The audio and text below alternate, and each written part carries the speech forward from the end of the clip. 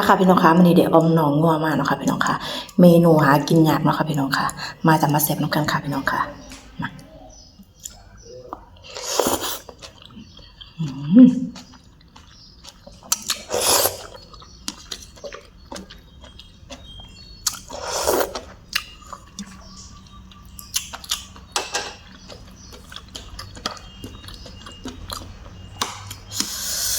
ขันหัวบ่ออกลูกบ่ได้กินเด้อค่ะพี่น้องค่ะ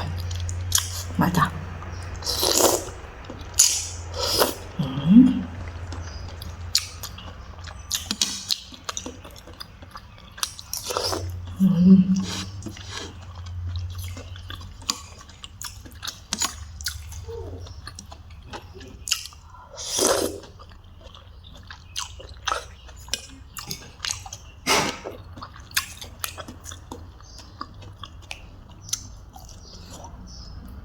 แซ่บ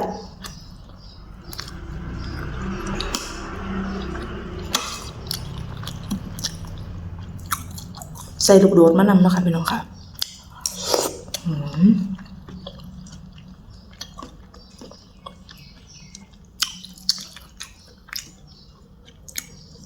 เมนูนี้พอบานแล้ว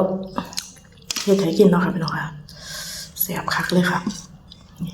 นะ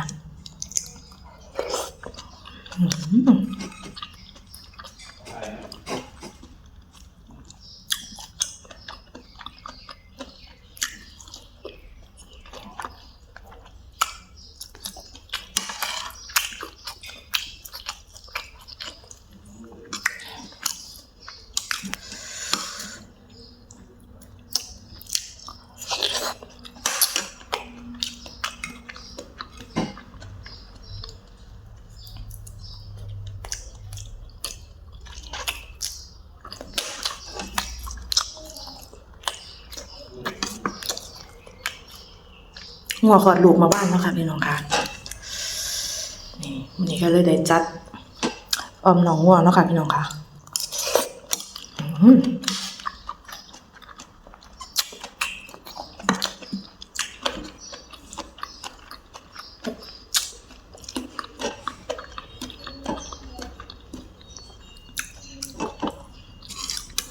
ขอโทษขออภัยผู้ที่บ่กินหนองงัวเนาะค่ะพี่น้องค่ะผู้ใดที่กินก็มาแสบน้ำกันนะคะพี่น้องค่ะ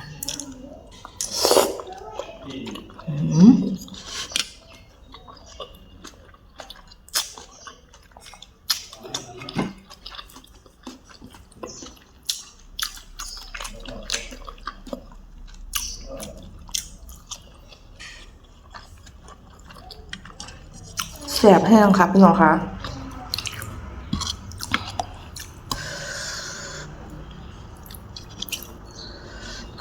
มาจ้ะ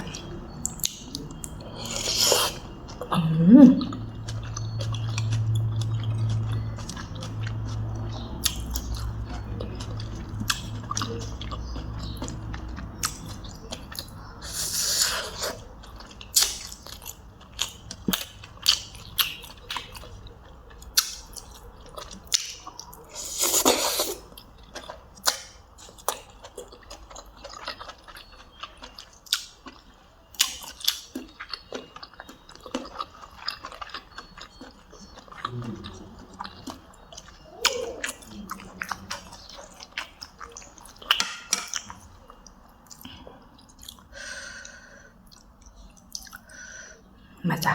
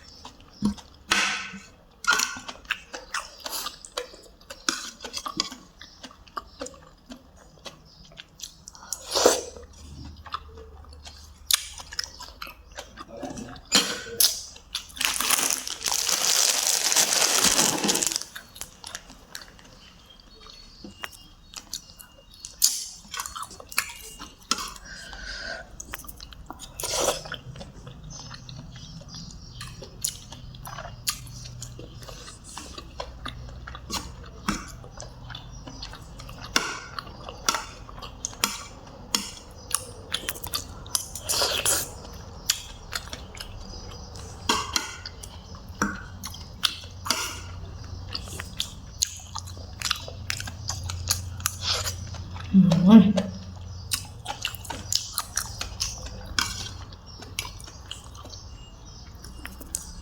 ำใหญ่ๆน้ำกันค่ะพี่น้องค่ะ